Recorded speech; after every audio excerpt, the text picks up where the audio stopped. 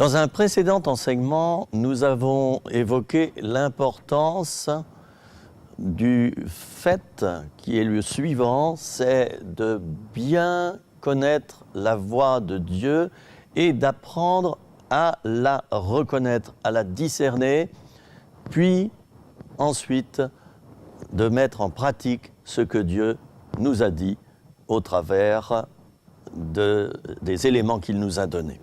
Ce que je propose maintenant, c'est d'étudier les différents canaux, les différents moyens par lesquels Dieu peut nous parler dans notre vie de tous les jours.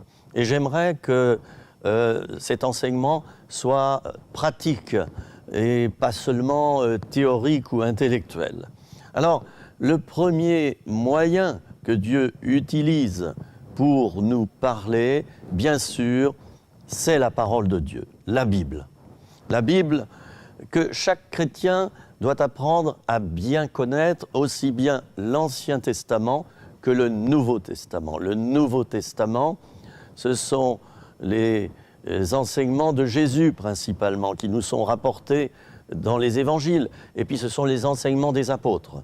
L'Ancien Testament, eh bien, cela part de la Genèse, c'est-à-dire du commencement du monde, du moins nous est-il relaté dans la Genèse comment la création s'est opérée, et puis il y a quantité de livres, les livres des rois, les livres des prophètes, et nous arrivons ensuite à l'époque de Jésus-Christ.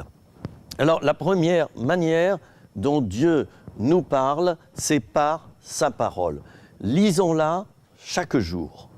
Mettons un temps à part, chaque jour. Dans le silence, fermons la porte de notre chambre, comme dira Jésus dans l'évangile de Matthieu. Et là, dans le secret, lisons la parole. Passons des couleurs sur les versets qui nous parlent et qui nous intéressent, et ne manquons pas d'étudier chaque jour 1 ou 2 ou 3 chapitres de la parole de Dieu.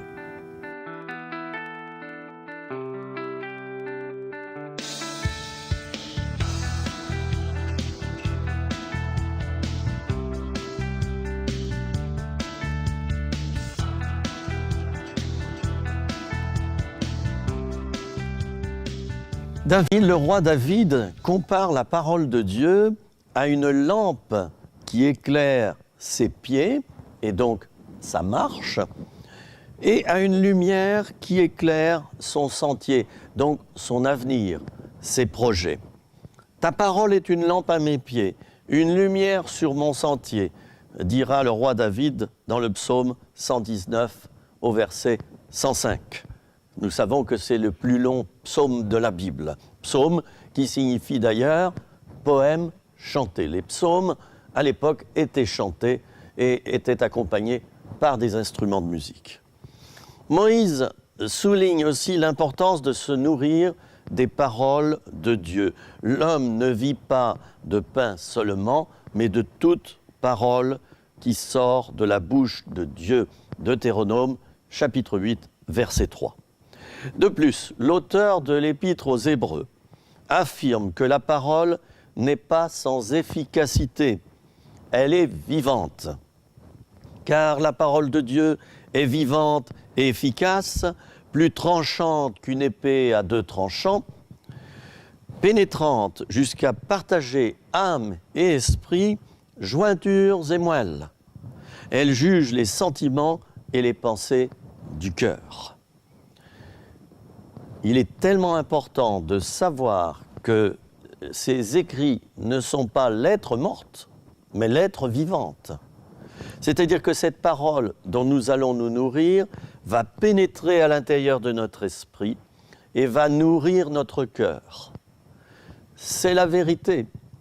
Et tous ceux et celles parmi nous qui ont étudié la Bible de fond en comble se sont bien rendus compte de cet esprit vivant qui accompagne la lecture des Saintes Écritures.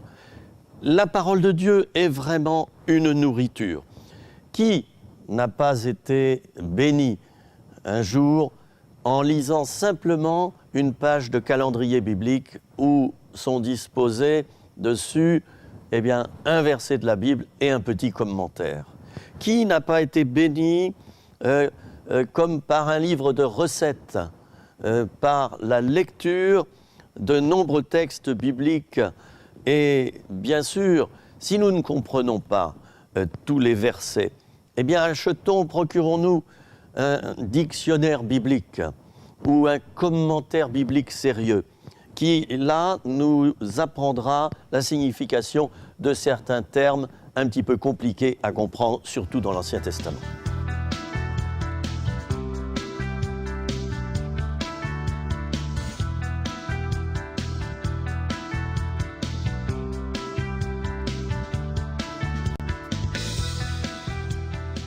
Il est très important de se laisser imprégner par la vérité contenue dans la parole de Dieu et tous les jours d'y retourner, de se nourrir et de se laisser donc imprégner un petit peu comme une éponge ou un buvard. Nous avons une mémoire et si nous apprenons par cœur certains versets de la parole de Dieu, cela sera un bénéfice supplémentaire pour notre vie spirituelle, car Dieu, à tel ou tel moment de notre vie, pourra nous rappeler, au travers de notre mémoire vivifiée par le Saint-Esprit, tel ou tel verset qui sera une réponse directe de Dieu à notre problème. Alors j'aimerais signaler aussi qu'outre la parole de Dieu, Dieu peut nous parler aussi directement par notre esprit. Alors, c'est facile à comprendre. Imaginons un poste de radio. Nous en avons tous eu, soit en tant qu'enfant ou adolescent, soit plus tard en tant qu'adulte. Un poste de radio, il est composé de petits boutons là sur le devant, où on peut mettre le contact, et puis surtout, il y a une antenne qu'il nous faut déplier. Alors l'antenne, chez le chrétien, j'imagine, moi, que c'est son esprit. Son esprit qui a cette capacité de recevoir directement des choses de Dieu. Un poste de radio qui est branché sur le courant et qui est d'une qualité exceptionnelle ne sert à rien si l'antenne n'est pas déployée.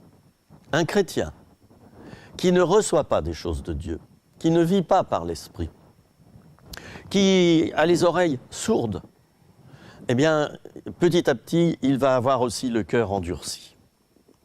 Alors n'hésitons pas à déployer notre antenne. Et c'est Watchman Nee, dans ses écrits. Watchman Nee est un auteur chrétien très connu, qui est maintenant décédé, mais qui a été un homme de Dieu extraordinaire au siècle précédent. Il décrit l'être humain comme étant en 3 parties, le corps, l'âme et l'esprit. Les besoins du corps, dit-il, sont la nourriture, le sommeil et la sexualité. Et puis il nous décrit l'âme. L'âme, elle est composée de la volonté, de l'intelligence et des émotions. Et puis, il signale aussi que l'être humain a un esprit, ce que certains contestent d'ailleurs. Et il comporterait, cet esprit, la conscience, la communion et l'intuition. Donc la communion, c'est-à-dire la capacité d'être dans une commune union avec Dieu lui-même.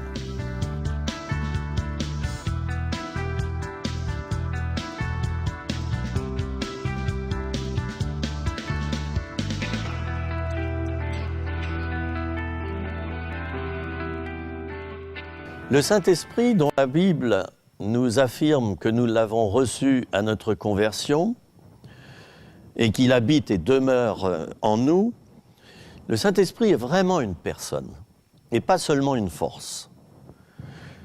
C'est une personne qui parle, qui comprend, qui écoute et répond. Il peut sonder nos cœurs, intercéder et aider, nous convaincre que telle ou telle décision est bonne à prendre ou pas, sans que nous en ayons les preuves. Il est capable aussi de nous donner des directives précises, et cela, c'est vraiment important. La Bible dit aussi que le Saint-Esprit, on peut lui mentir, l'attrister, l'ignorer. le tenter, lui résister, l'outrager, voire même blasphémer contre lui. Alors comme le Saint-Esprit demeure en nous, nous qui sommes chrétiens, ce Saint-Esprit est capable de communiquer avec notre esprit, dont j'ai dit que c'était comme une antenne dépliée, déployée vers le haut. Et lorsque nous sommes en unité, en communion avec lui, eh bien, le Saint-Esprit va nous parler, va nous convaincre de telle manière que nous saurons que c'est lui qui nous parle. Et nous aurons parfois des intuitions venant directement du Saint-Esprit, de la force et de la personne du Saint-Esprit. Une intuition dont nous savons que c'est le fait de deviner quelque chose qui va arriver. Ne savez-vous pas que vous êtes le temple de Dieu et que l'Esprit de Dieu habite en vous, dira Paul aux Corinthiens. Sous-entendu, cela veut dire que les Corinthiens n'en avaient pas toujours conscience et qu'ils rentraient dans la religiosité peut-être par moments en ignorant la présence du Saint-Esprit en eux. Alors ce Saint-Esprit qui est en moi, en vous, nous devons apprendre à l'identifier. C'est important cela. D'abord, nous devons croire qu'il est présent en nous, sans l'appeler forcément comme étant un esprit qui est à des kilomètres de nous. Nous devons prendre conscience de son existence, de sa proximité, il est en nous, et de son influence. Et là évidemment, c'est une école qui commence. Nous nous mettons au banc de cette école et nous allons apprendre à écouter ce que le Saint-Esprit a à nous dire. C'est passionnant, c'est magnifique de le faire.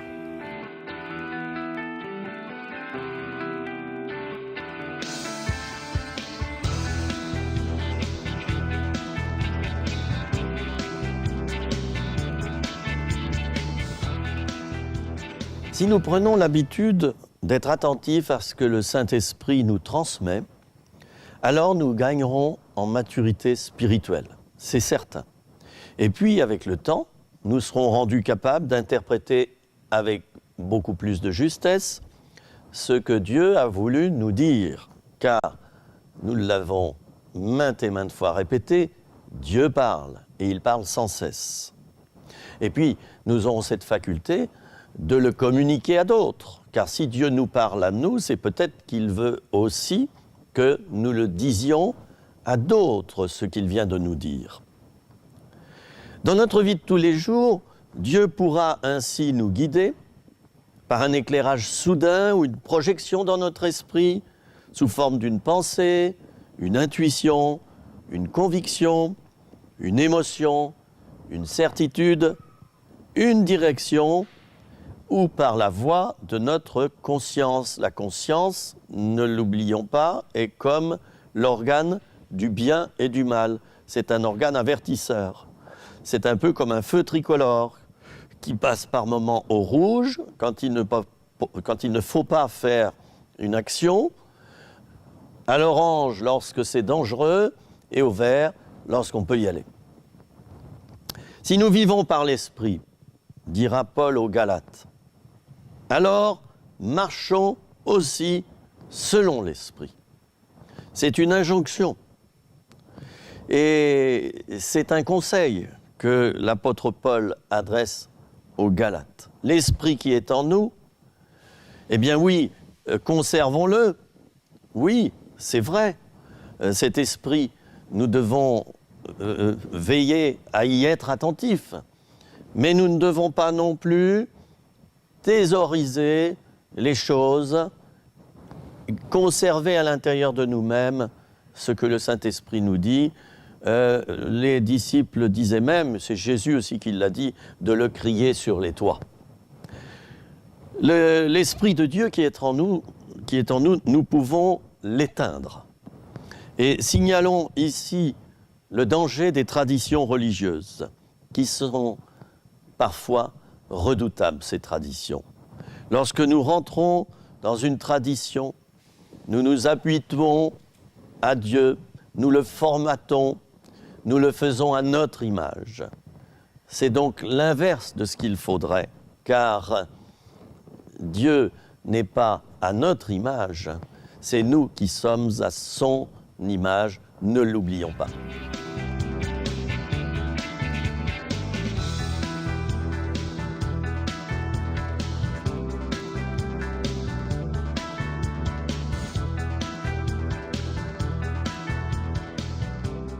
Certains chrétiens ou hommes de Dieu entendent la voix de Dieu distinctement.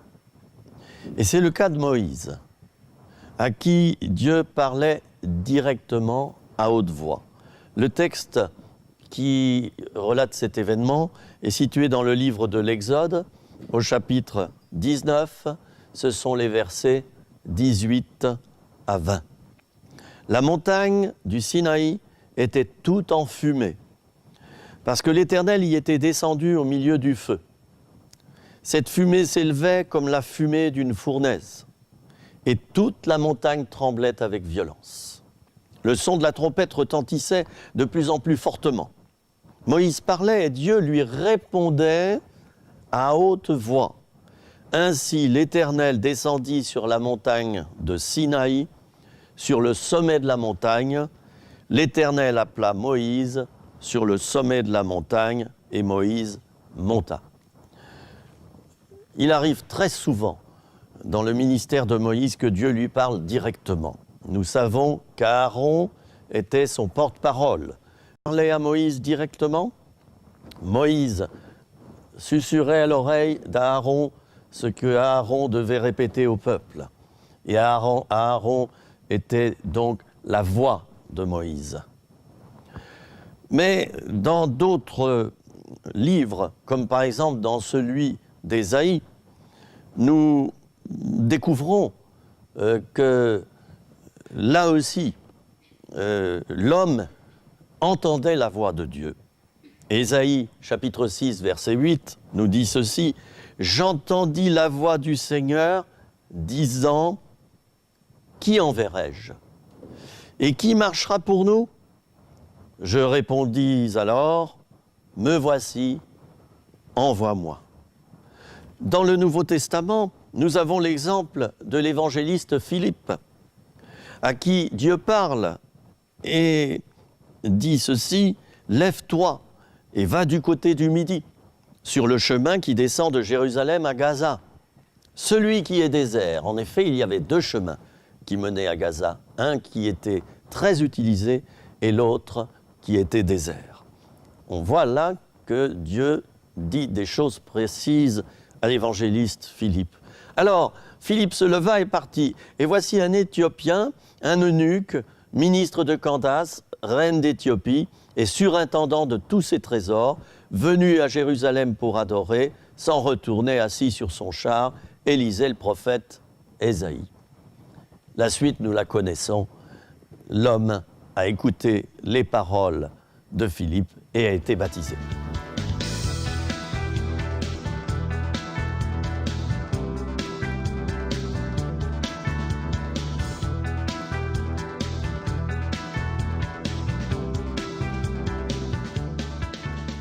Un autre exemple, c'est celui de l'apôtre Pierre.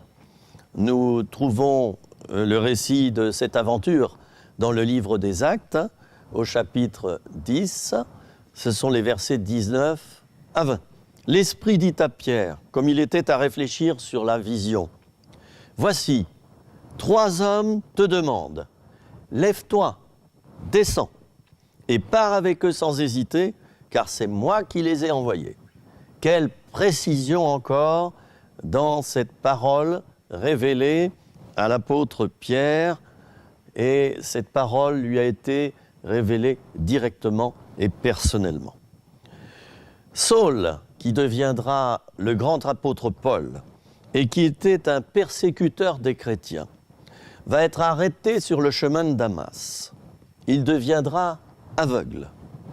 Et là, Saul, tombé à terre par la puissance de Dieu, va entendre une voix qui lui dit ceci: « Saul, Saul, pourquoi me persécutes-tu » Et alors, Saul répond à voix haute: « Mais qui es-tu, Seigneur ?»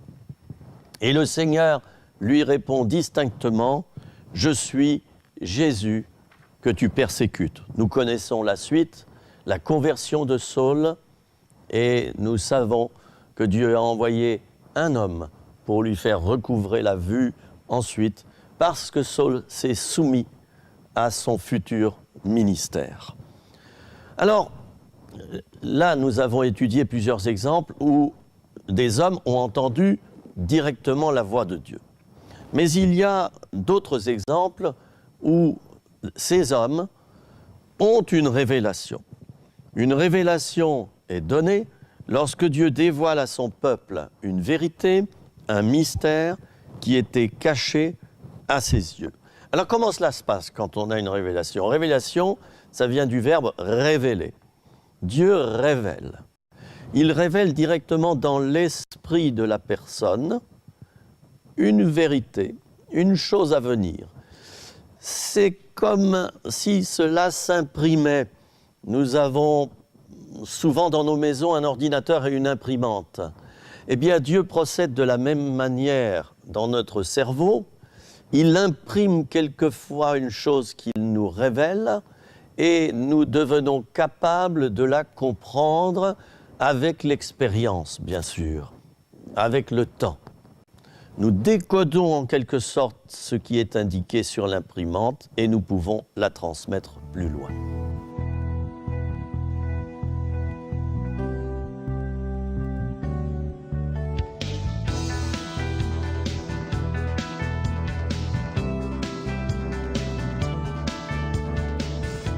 Une révélation peut nous être donnée personnellement, lorsque nous sommes seuls en prière. Il nous faudra d'ailleurs contrôler sa véracité auprès d'anciens qui connaissent bien ce qu'est une révélation. Un discernement est nécessaire. Sinon, n'importe quoi peut arriver, parce que nous pouvons tous, moi comme vous, nous tromper. Alors donc, cette révélation peut nous être donnée personnellement, mais elle peut être donnée aussi au peuple de Dieu d'une manière communautaire.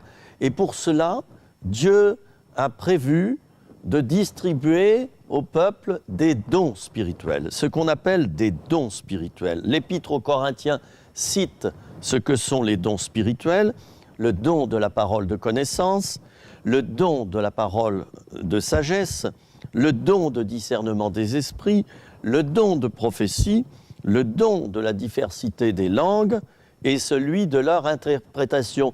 Voilà les quelques dons qui sont responsables de transmettre au peuple de Dieu réuni en assemblée des révélations directement de la part de Dieu. Je vais donner un exemple. Un homme missionnaire était en congé dans son pays et il assistait donc à la réunion comme il le faisait toujours le dimanche.